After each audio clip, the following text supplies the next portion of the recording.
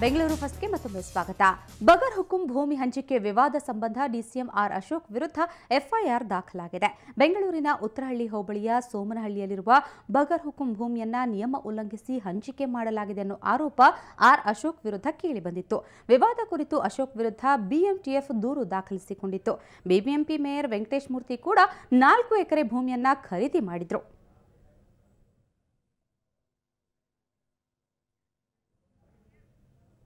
ಕಪಟಿ ನಿತ್ಯ ಎಲ್ಲಿ ಅಂದ್ರೆ ಇದೋ ನಾನಿಲ್ಲಿ ಅಂತ ಬಿಡದಿಯಲ್ಲಿ ದಿಢೀರಂತ ಪ್ರತ್ಯಕ್ಷನಾಗ್ಬಿಟ್ಟಿದ್ದಾನೆ. ನಿತ್ಯಾನಂದ ಬಿಡದಿ ಧ್ಯಾನಪೀಠಕ್ಕೆ ಬಂದು ನೆಲೆಯೂರಿದ್ದಾನೆ. ಇದರಿಂದ ರೊಚ್ಚಿಗೆದ್ದಿರೋ ಕನ್ನಡ ಪರ ಸಂಘಟನೆಗಳು ಪ್ರತಿಭಟನೆ ನಡೆಸ್ತಿವೆ. ಆದ್ರೆ ನಿತ್ಯಾನ ದರ್ಶನ ಮಾತ್ರ ಆಗ್ತಾನೆ ಇಲ್ಲ. ಅದೆಲ್ಲಿ ಅಡಗಿ ಕೂತಿದ್ದಾನೋ ಗೊತ್ತಿಲ್ಲ. ಪೀಠದಿಂದ ಗೇಟ್ ಪಾಸ್ ಪಡೆದ ನಿತ್ಯಾನಂದ ನೇರವಾಗಿ ತಮ್ಮ ಶಿಷ್ಯರೊಂದಿಗೆ ಬೆಂಗಳೂರಿನ ಹೊರವಲಯದ ಬಿಡದಿ ಆಶ್ರಮಕ್ಕೆ ಬಂದು ಸೇರ್ಕೊಂಡಿದ್ದಾನೆ. ನಿನ್ನೆ ಮಧ್ಯಾಹ್ನ 3 ಗಂಟೆ ಸಮಯದಲ್ಲಿ ಸೈಲೆಂಟ್ ಆಗಿ ನಿತ್ಯಾನಂದ ಬಂದು ಸೇರ್ಕೊಂಡಿದ್ದ ವಿಚಾರ ಸಂಜೆ 6 ಗಂಟೆಗೆ ಮಾಧ್ಯಮದವರಿಗೆ ತಿಳಿದಿತ್ತು. ಜೊತೆಗೆ ನಿತ್ಯಾನಂದ ಆಶ್ರಮದಲ್ಲಿರೋದು ನಿಜ ಅಂತ ರಾಮನಗರದ ಎಸ್ಪಿ ಅನುಪಮ್ ಅಗರ್ವಾಲ್ ಕೂಡ ಖಚಿತಪಡಿಸಿದ್ರು. ರಾತ್ರಿ 9ರ ತನಕ ಸೆಕ್ಯೂರಿಟಿ ನೀಡದ ಪೊಲೀಸರು ತಕ್ಷಣ ಬಂದು ಬಿಗಿ ಬಂದೋಬಸ್ತ್ ಮಾಡಿಬಿಟ್ರು. ನಿತ್ಯಾನಂದನ ವಿರುದ್ಧ ರಾತ್ರೋರಾತ್ರಿ ಕರ್ನಾಟಕ ನವನಿರ್ಮಾಣ ಸೇನೆ ಕಾರ್ಯಕರ್ತರು ಪ್ರತಿಭಟನೆ ನಡೆಸಿದ್ರು.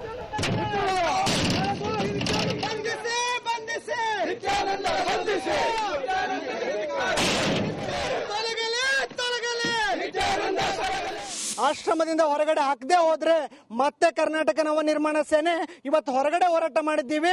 ನಾಳೆ ನಿತ್ಯಾನಂದನ ಆಶ್ರಮದ ಒಳಗಡೆನೆ ಹೋರಾಟ ಮಾಡ್ತೀವಿ. ಅವಾಗ ಏನಾದ್ರೂ ಕಾನೂನು ಕೈಗೆತ್ಕೊಂಡು ಹೋರಾಟ ಮಾಡಿದ್ದೇ ಆಗಿದ್ರೆ ಅವಾಗ ನಡೆಯುವಂತ ಅನಾಹುತಕಾರಿ ಘಟನೆಗಳಿಗೆ ಪೊಲೀಸ್ ವ್ಯವಸ್ಥೆ, ಜಿಲ್ಲಾಡಳಿತವೇ ನೇರವಾದ ಹೊಣೆಯನ್ನ ಹೊರಬೇಕಾಗುತ್ತೆ ಅಂತೇಳಿ ಈ ಮೂಲಕ ಕರ್ನಾಟಕ ನವನಿರ್ಮಾಣ ಸೇನೆಯಿಂದ ನಾನು ಎಚ್ಚರಿಕೆ ಕೊಡ್ಲಿಕ್ಕೆ ಬಯಸ್ತಾ ಇದ್ದೀನಿ. ಇನ್ನು ಇವತ್ತು ಬೆಳಿಗ್ಗೆ ನಿತ್ಯಾನಂದ ಶಿಷ್ಯರು ಸುತ್ತಮುತ್ತಲಿನ ಗೇಟ್ಗಳಿಗೆ ಬೀಗ ಜಡಿದು ಯಾರೂ ಒಳ ಹೋಗದಂತೆ ಮಾಡಿಬಿಟ್ಟಿದ್ರು. ಅಷ್ಟೇ ಅಲ್ಲದೆ ಮುಖ್ಯದ್ವಾರಕ್ಕೂ ಬೀಗ ಜಡಿದಿದ್ದರಿಂದ ಸಿಟಿ ಲೈಫ್ ಲೇಔಟ್ನಲ್ಲಿ ಖಾಲಿ ಸೈಟ್ಗಳಿಗೆ ತೆರಳುವವರಿಗೆ ತುಂಬಾನೇ ತೊಂದರೆ ಅನುಭವಿಸುವಂತಾಯಿತು. ನಾವು ವಯಸ್ಸಾದವ್ರನ್ನ ಕರ್ಕೊಂಡ್ ಬಂದಿದ್ದೀವಿ ಜಾಗ ತೋರಿಸ್ಲಿಕ್ಕೆ ಅಂತ. ಅವ್ರ ಜಾಗ ಇರೋದು ಒಳಗಡೆ, ಸೈಟ್ ಅವ್ರಿಗೆ ತೊಂದರೆ ಮಾಡಬಾರ್ದು ಅಂತ ಹೇಳಿ ನಾವು ಇನ್ಫಾರ್ಮ್ ಮಾಡಿ ಬಂದಿದ್ದೀವಿ. ಈಗ ಮತ್ತೆ ಇದೇ ರೀತಿ ನಮಗೆ ತೊಂದರೆ ಕೊಡ್ತಾ ಇದ್ರೆ ನಾವು ಸೈಟ್ ನೋಡ್ಲಿಕ್ಕೆ ಬಂದರು ಮುಂದಿನ ಅದೇನಿದೆಯೋ ಸೊಸೈಟಿ ಕಡೆಯಿಂದ ಧರಣಿ ಮಾಡಬೇಕಾಗುತ್ತೆ. ಏನೇ ಆಗ್ಲಿ ನಿತ್ಯ ಮತ್ತೆ ಬಂದಿದ್ರಿಂದ ರಾಮನಗರ ಪೊಲೀಸರಿಗೆ ದೊಡ್ಡ ತಲೆನೋವು ಶುರುವಾಗಿದೆ. ಒಟ್ನಲ್ಲಿ ಅಧೀನಂ ಪೀಠದಿಂದ ಹೊರಬಂದಿರೋ ನಿತ್ಯಾನಂದ ಬಿಡದಿ ಆಶ್ರಮಕ್ಕೆ ಬಂದು ಸೇರಿರೋದು ಯಾಕೆ ಅನ್ನೋದು ಪ್ರಶ್ನೆಯಾಗಿ ಉಳ್ಕೊಂಡಿದೆ.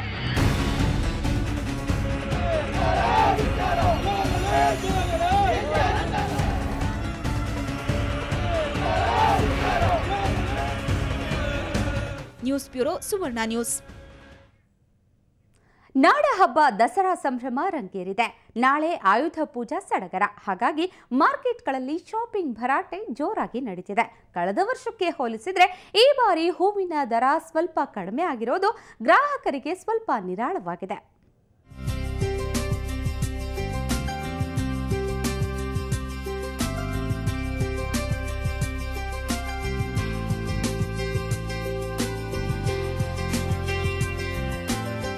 ಎಲ್ಲೆಡೆ ತುಂಬಿ ಹೋಗಿರೋ ಬಣ್ಣ ಬಣ್ಣದ ಹೂಗಳು, ಜಗಮಗಿಸುವ ವೆಹಿಕಲ್ ಡೆಕೋರೇಷನ್ ಪೇಪರ್ಸ್, ಖರೀದಿಯಲ್ಲಿ ಮಗ್ನರಾದ ಗ್ರಾಹಕರು. ಹೌದು, ನಾಳೆ ಆಯುಧ ಪೂಜೆ ಸಂಭ್ರಮ. ಎಲ್ಲ ಕಚೇರಿಗಳಲ್ಲೂ ಮನೆ ಮನೆಗಳಲ್ಲೂ ಹಬ್ಬದ ಸಡಗರ ಜೋರಾಗಿರುತ್ತೆ. ಆಯುಧಗಳು ವಾಹನಗಳಿಗೆ ಅದ್ದೂರಿಯಾಗಿ ಪೂಜೆ ಸಲ್ಲಿಸ್ತಾರೆ. ವಾಹನಗಳನ್ನ ಹೂಗಳಿಂದ ಅಲಂಕರಿಸಿ ಬೂದುಗುಂಬಳಕಾಯಿ ಹೊಡೆದು ಪೂಜಿಸಲಾಗುತ್ತೆ. ಸೊ ಈ ಹಬ್ಬಕ್ಕೆ ಹೂವು, ಹಣ್ಣು, ಬೂದುಗುಂಬಳ ಬೇಕೇ ಬೇಕು. ಹಾಗಾಗಿಯೇ ಮಾರುಕಟ್ಟೆಯಲ್ಲಿ ಅಗತ್ಯ ವಸ್ತುಗಳ ಖರೀದಿಯಲ್ಲಿ ಗ್ರಾಹಕರು ಫುಲ್ ಬ್ಯುಸಿಯಾಗಿದ್ದಾರೆ.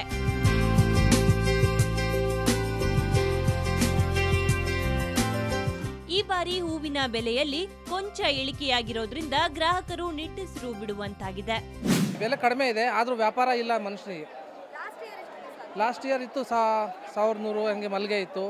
ಮತ್ತೆ ಬೇರೆ ಸ್ವಲ್ಪ ಕಡಿಮೆ ಇದೆ ಈಗ ಹೂವಿನ ರೇಟ್. ಹಾಗಾದ್ರೆ ಮಾರುಕಟ್ಟೆಯಲ್ಲಿ ಕಳೆದ ವರ್ಷ ಹಾಗೂ ಈ ಬಾರಿಯ ಅಗತ್ಯ ವಸ್ತುಗಳ ನಡುವಿನ ವ್ಯತ್ಯಾಸ ನೋಡೋದಾದ್ರೆ, ಕಳೆದ ವರ್ಷ ಸೇವಂತಿಗೆ ಹೂವು ಕೆಜಿಗೆ 500 ರೂಪಾಯಿ ಇತ್ತು.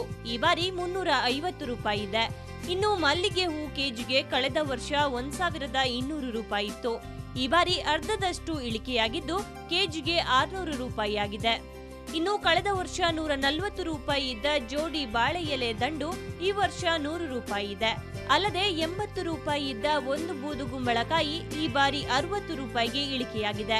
ಆದರೆ ನಿಂಬೆಹಣ್ಣಿನ ಬೆಲೆ ಮಾತ್ರ ಏರಿಕೆಯಾಗಿದ್ದು ಹಿಂದಿನ ವರ್ಷ 3 ರೂಪಾಯಿ ಇದ್ದ ಒಂದು ನಿಂಬೆಹಣ್ಣು ಈ ಬಾರಿ 5 ರೂಪಾಯಿ ಆಗಿದೆ. ಆಯುಧ ಹಾಗೂ ವಿಜಯದಶಮಿ ಪೂಜೆಗೆ ಹೂವು, ಹಣ್ಣುಕಾಯಿ ಡಿಮ್ಯಾಂಡ್ ಇದ್ದೇ ಇರುತ್ತೆ. ಇದರೊಂದಿಗೆ ಕಡಲೆಪುರಿ, ವೆಹಿಕಲ್ ಡೆಕೋರೇಷನ್ಗೆ ಕಲರ್ ಪೇಪರ್ಗಳಿಗೂ ಬೇಡಿಕೆ ಹೆಚ್ಚಾಗಿದೆ. ಆಯುಧ ಪೂಜೆ ಅಂದಮೇಲೆ ಸ್ವೀಟ್ ವಿತರಣೆ ಕಾಮನ್. ಹಾಗಾಗಿ ಸ್ವೀಟ್ಸ್ ಮಾರಾಟ ಮಳಿಗೆಗಳಲ್ಲೂ ಕೂಡ ಖರೀದಿ ಭರ್ಜರಿಯಾಗಿದೆ. ಮಾರಾಟ ಎಷ್ಟಾಗಿದೆ ಅಂತ ನಮಗೆ ಲೆಕ್ಕ ಸಿಕ್ಕಲ್ಲ. ಇವಾಗ ವ್ಯಾಪಾರ ಏನೋ ಚೆನ್ನಾಗೇ ನಡೀತಾ ಇದೆ. ಬಂದವರೆಲ್ಲ ತುಂಬ ಸಂತೋಷವಾಗಿ ಒಂದು ಸ್ಯಾಟಿಸ್ಫ್ಯಾಕ್ಷನಿಂದ ಸ್ವೀಟ್ಸ್ ತಗೊಂಡು ಹೋಗ್ತಾ ಇದ್ದಾರೆ. ಒಟ್ನಲ್ಲಿ ಪ್ರತಿ ವರ್ಷ ಈ ಹಬ್ಬದಲ್ಲಿ ಹೂವು ಹಣ್ಣುಗಳ ದರ ಗಗನಕ್ಕೇರ್ತಿತ್ತು. ಆದ್ರೆ ಈ ಬಾರಿ ಮಳೆ ಹೆಚ್ಚಾಗಿರೋ ಕಾರಣ ಹೂಗಳ ಬೆಲೆಯಲ್ಲಿ ಕೊಂಚ ಇಳಿಕೆಯಾಗಿರೋದ್ರಿಂದ ಗ್ರಾಹಕನ ಜೇಬಿಗೆ ಕತ್ತರಿ ಬೀಳೋದು ಸ್ವಲ್ಪ ಮಟ್ಟಿಗೆ ತಪ್ಪಿದೆ. ದಸರಾ ಸಡಗರ ಮತ್ತಷ್ಟು ಹೆಚ್ಚಿದೆ. ಬೆಂಗಳೂರಿನಿಂದ ಕ್ಯಾಮರಾಮನ್ ಶಿವಕುಮಾರ್ ಜೊತೆ ನಂದಿನಿ, ಸುವರ್ಣ ನ್ಯೂಸ್. ಶ್ರೀ ಸಾಯಿ ಗೋಲ್ಡ್ ಪ್ಯಾಲೇಸ್ನ ಇಂದಿನ ಚಿನ್ನದ ದರ ಎಷ್ಟಿದೆ ಅಂತ ಬನ್ನಿ ನೋಡೋಣ. 22 ಕ್ಯಾರೆಟ್ನ 10 ಗ್ರಾಂ ಚಿನ್ನಕ್ಕೆ 29,200 ರೂಪಾಯಿ. ನಿನ್ನೆ 22 ಕ್ಯಾರೆಟ್ನ 10 ಗ್ರಾಂ ಚಿನ್ನಕ್ಕೆ 29,090 ರೂಪಾಯಿ. ಇಂದು ನಿನ್ನೆಯ ದರಕ್ಕೆ ಹೋಲಿಸಿದರೆ 22 ಕ್ಯಾರೆಟ್ನ 10 ಗ್ರಾಂ ಚಿನ್ನದ ದರದಲ್ಲಿ 110 ರೂಪಾಯಿ ಇಳಿಕೆಯಾಗಿದೆ.